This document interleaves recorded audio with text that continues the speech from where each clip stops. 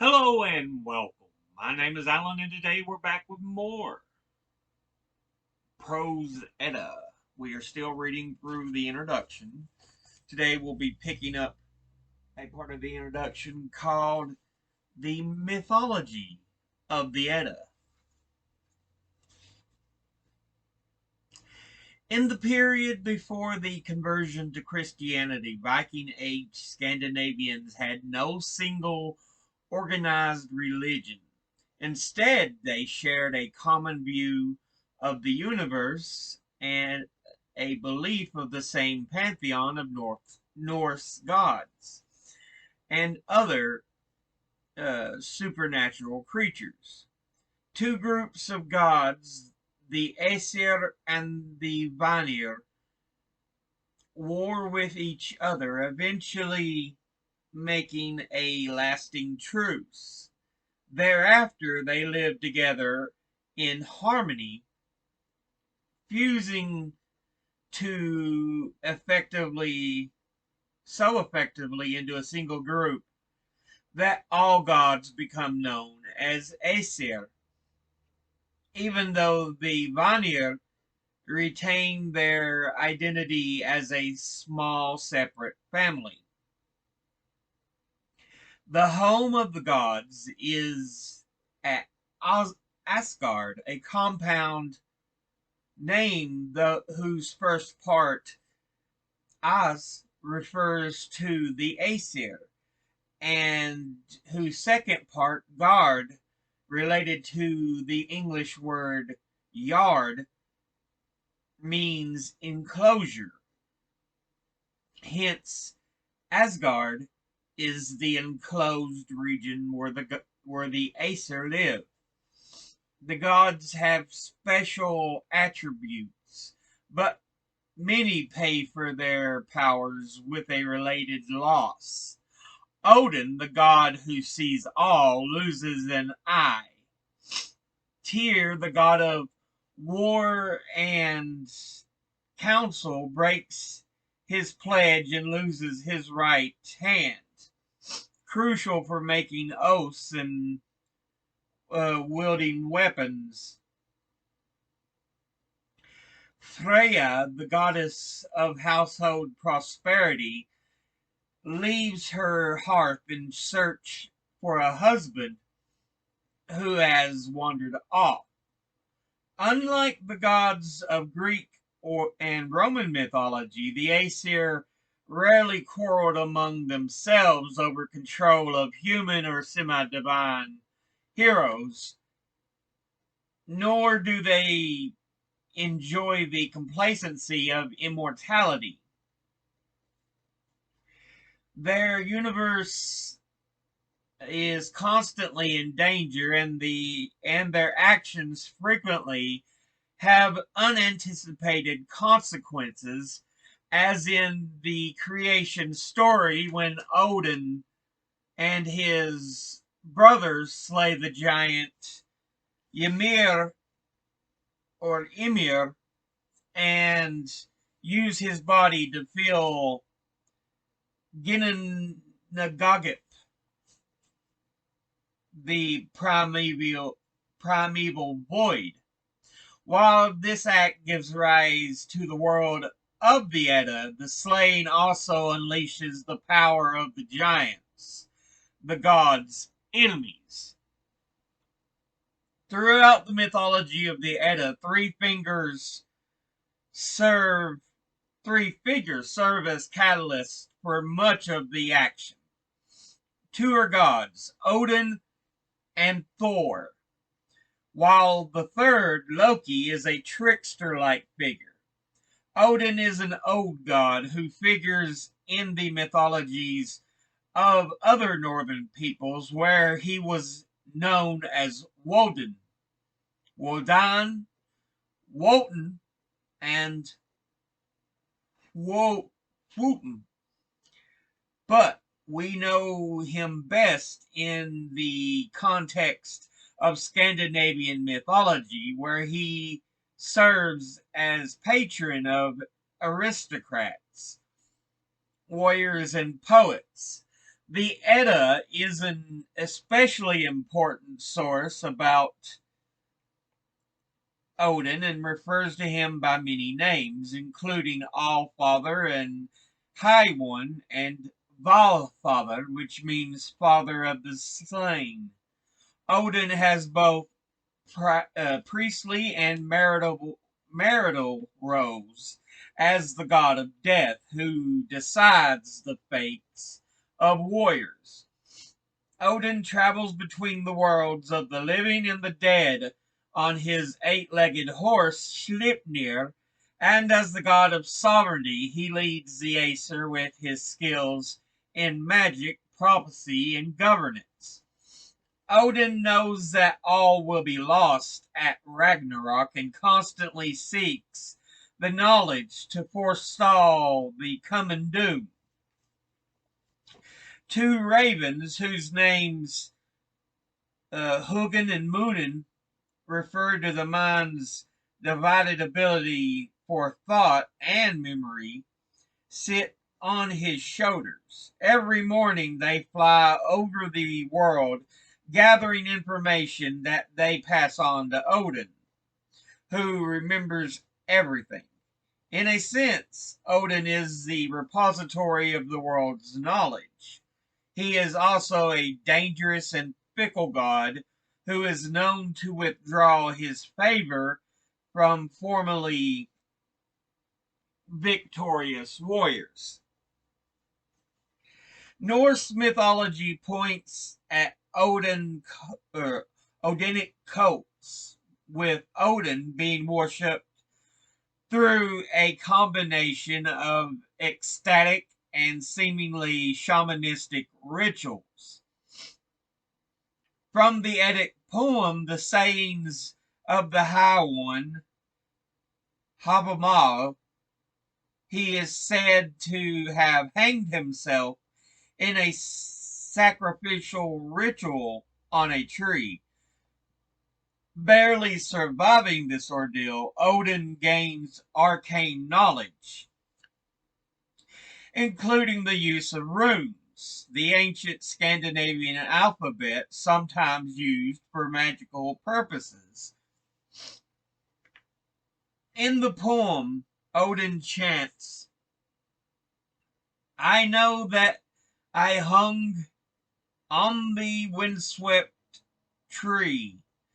All 9 nights with spear was I wounded and given to Odin, myself to me, on that tree which no one knows, from which roots it grows. Bread I was not given to drink from the horn, or no drink from the horn. Downwards I glared, and I pulled the runes. Increasing I took them, or screaming I took them. From there I fell back again." The second major god is Thor, Odin's eldest son by Earth, whom the Edda says is Odin's daughter and wife. Thor is a god of the sky, and in the Germanic religious south of Scandinavia, he is called Donar, meaning thunder. From the sky, this good-natured god controls the storms and brings life-giving rain, the source of the earth's abundance. Thor was widely worshipped by farmers and seamen, and his name was a prominent element in the names for men, women, and places, such as Thorstein, Thorgerd, and Thorsness, names that continued to be popular even after the introduction of Christianity. Thor is especially known for killing giants and driving a chariot pulled by 2 goats across the heavens. A great fighter, he undertakes most of the actual combat against the gods enemies, and his children are also powerful warriors. Thor's enemies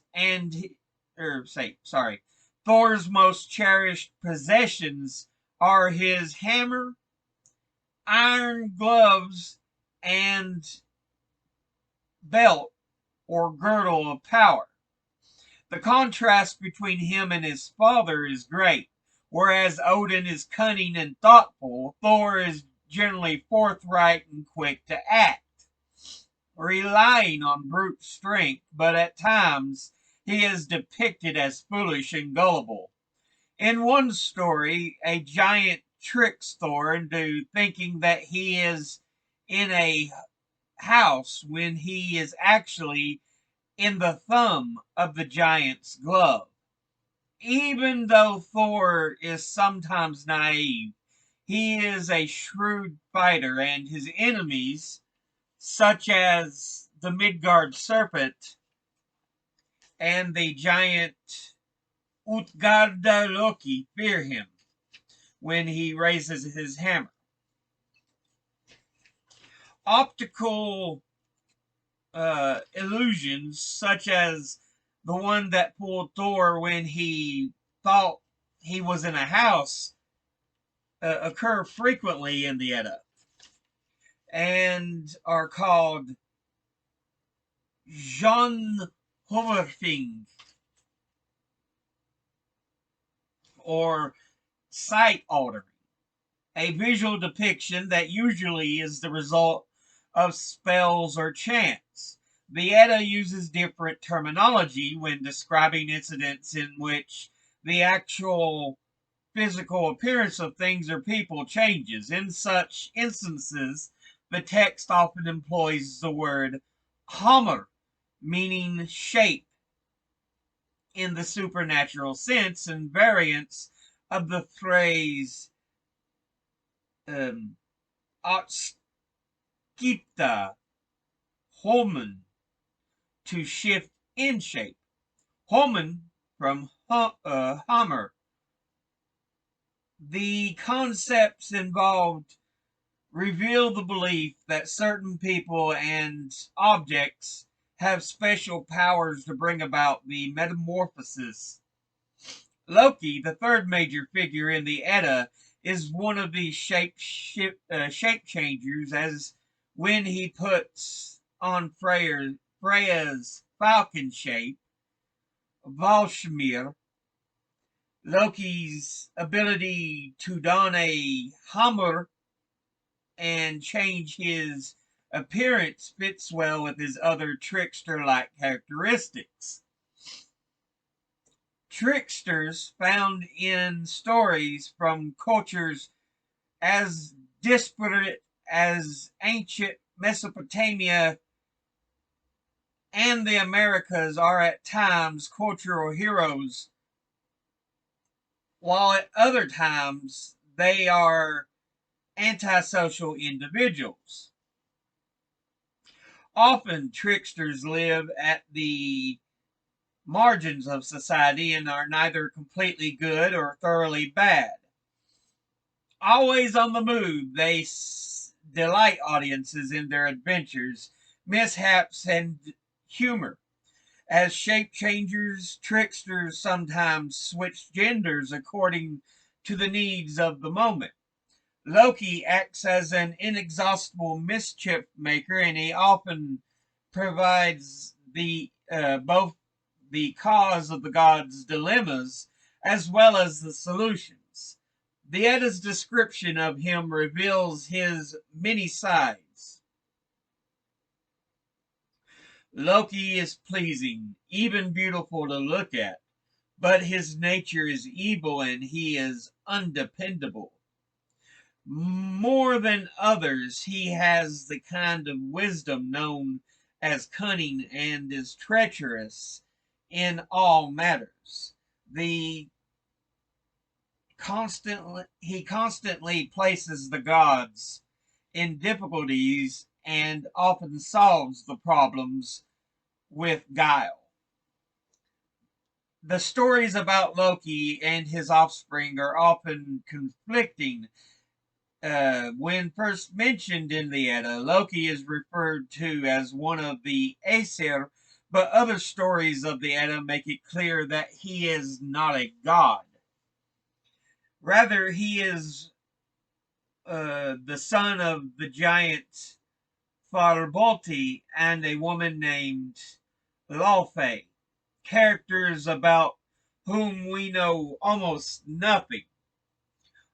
Also, there is no convincing evidence of a Loki cult, and few, if any, place names can be connected with him, suggesting that he was a god. That if he was a god, he was not publicly worshipped. Loki's position is ambiguous. He is frequently an antagonist of the gods, but he is also one of the gods' main helpers and strangely connected to Odin. The Eddic poem Loki's Flying, Lokasena, says that Loki is Odin's blood brother. At times, Loki appears almost as the All-Father's darker side, and both Odin and Loki are complex and dangerous characters. Both engage in trickery, womanizing, shape-changing, and betrayal, but Loki also changes his sex, as when he becomes a mare, giving birth to Odin's horse, Sleipnir. Repeatedly, Loki wins wagers by deceiving creatures such as the Dark Elves, who wield creative forces and forge treasures. In this way, he obtains for the gods their greatest prizes, including the ship Skidbladnir, Thor's hammer Mjolnir, Odin's spear Gungir, and the Allfather's magical ring, Draupnir. This last treasure drips 8 gold rings of equal weight every ninth night. Loki also changes his shape to evade the god's anger, as when he changes into a salmon. Like many tricksters, Loki's appetites are prodigious. On one journey, he consumes vast quantities of food in an eating contest. In Loki's Flying, he boasts about bedding many of the goddesses, and his unions are especially varied, indicating the multifaceted aspects of his character. His wife Sigyn is counted among the Aesir, and he has 2 sons with her, but he also sires 3 monstrous children with the ogres Angerboda, Hel, and the Angerboda with Hel. Sorry. He sires 3 monstrous children with the ogress Angerboda, Hel, the Midgard serpent, and the wolf Fenrir. Loki is also creative, and in some ways he fulfills the role of a cultural hero, bringing useful tools to the world, along with acquiring the special weapons that the gods use to defend the world. Loki is responsible for the creation of the fishing net. Humor is central to his character. At times, his actions are plainly funny, and he frequently displays a wit marked by legalistic mastery of language. In one instance, after losing a life or death wager with a dwarf, Loki saves himself by arguing that his opponent has a right has a right to his head, but not to his neck.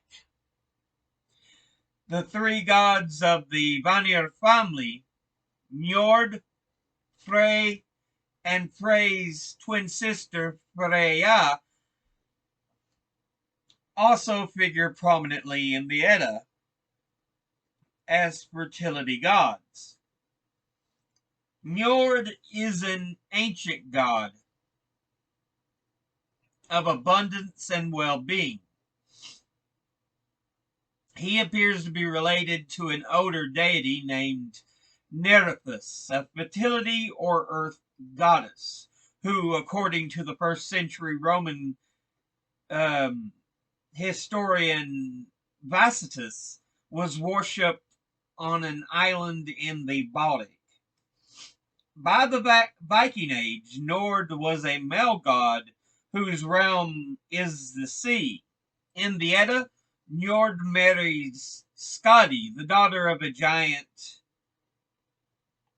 and rather than live with her husband, Skadi chooses to return to her father's home in the mountains, and this story of marital incompatibility has overtones of an ancient tale illuminating the difference between life on land and on the sea.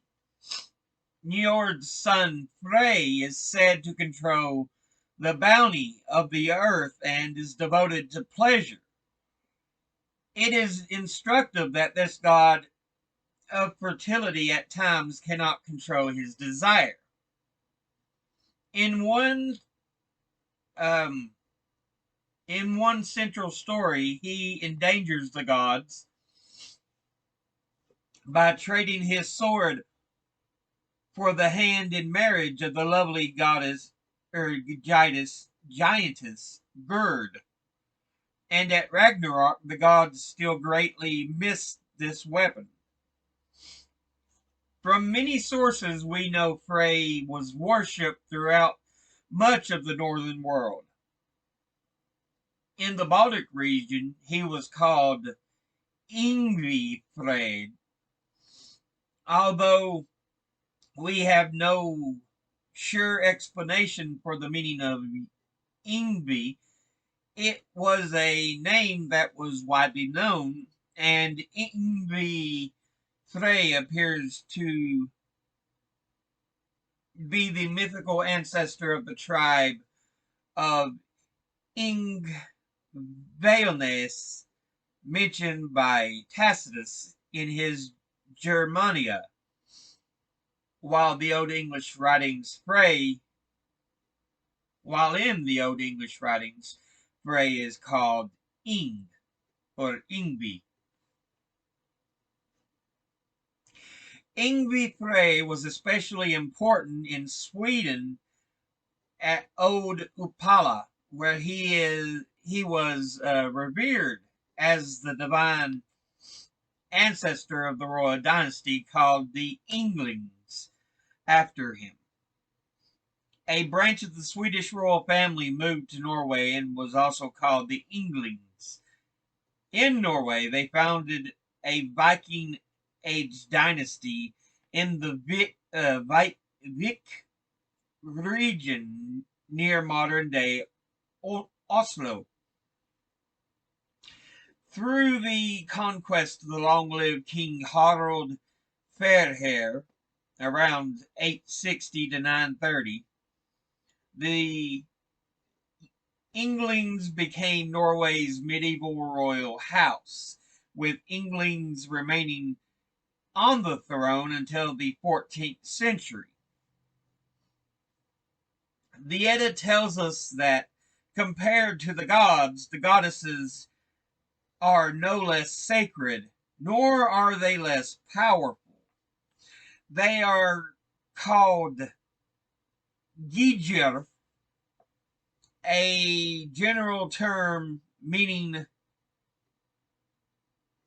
female gods, and Azinjr, meaning more specifically female Aesir.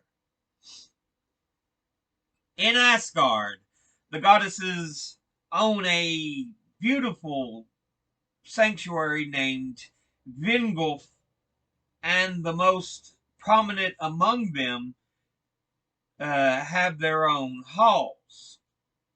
Frigg, Odin's wife and the chief goddess, owns the magnificent dwelling Finselir.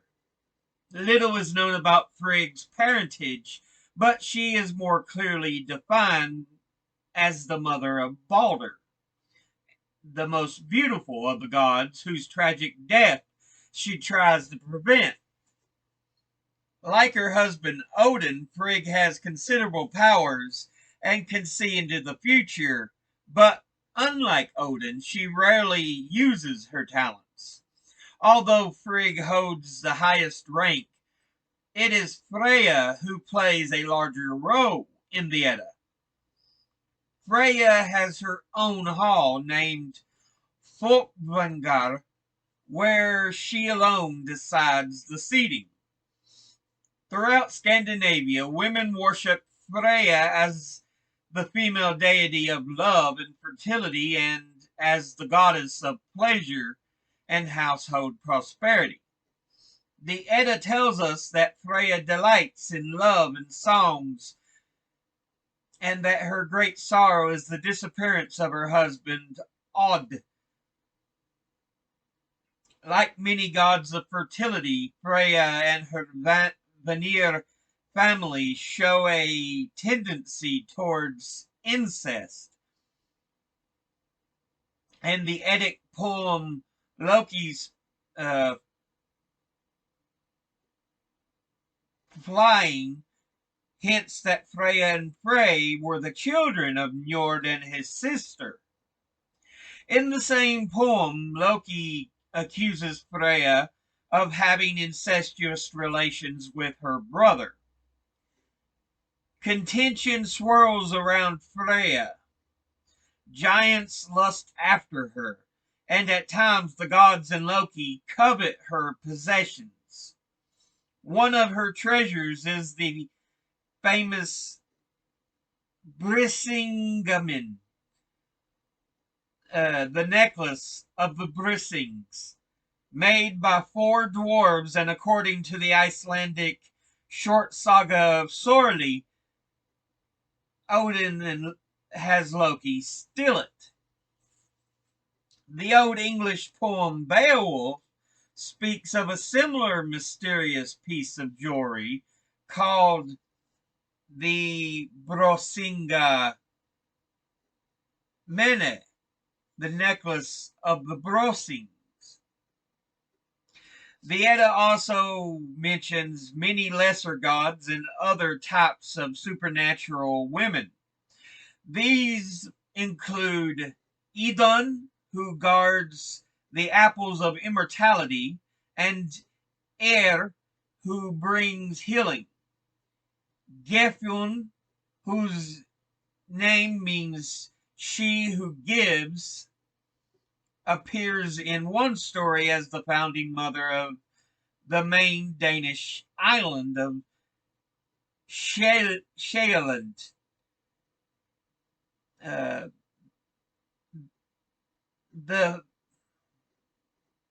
The Virgin Fula is a mysterious goddess. She serves as Frigg's attendant and carries a box made of ash wood, but we know nothing about its contents. Supernatural women include Norns, who shape men's lives at birth, and Valkyries, whom Odin sends into battle. On the battlefield, Valkyries choose warriors to be slain and taken to Odin's Valhalla, where his swelling army of warriors enjoys a vibrant afterlife, feasting and fighting daily in preparation for Ragnarok. Another female figure wielding supernatural power is Hel, gloomy and cruel. She does not appear to be a goddess but presides in the underworld over those who die of disease and old age. A fearsome creature, Hell is described as half black and half white, and even some gods, such as Balder, the son of Odin and Frigg, cannot escape her grasp. At Ragnarok, Loki leads into battle all of the dead from the realm of his daughter Hel. But we'll go ahead and end that part there. It's been a long one already. Whew. But yeah, we get a glimpse into who the gods are. Um, the Aesir and the Vanir, their connections to other deities and religions uh, of Germany, Scandinavia, and places like that. And of course, we know, I think it's 3 of the days in English. Wednesday is named for Odin as Woden's Day. Thursday is named for Thor, Thor's Day. And Friday is named for Freya, Freya's Day. That's where they supposedly get their name. Yeah. Um, but we also see, you know, even the gods are not perfect. Freya and Frey are supposedly incestuous.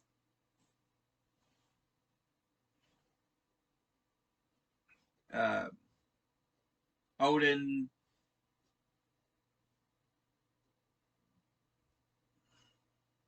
usually seeks knowledge and the ability to stop Ragnarok, often hurting others in the process.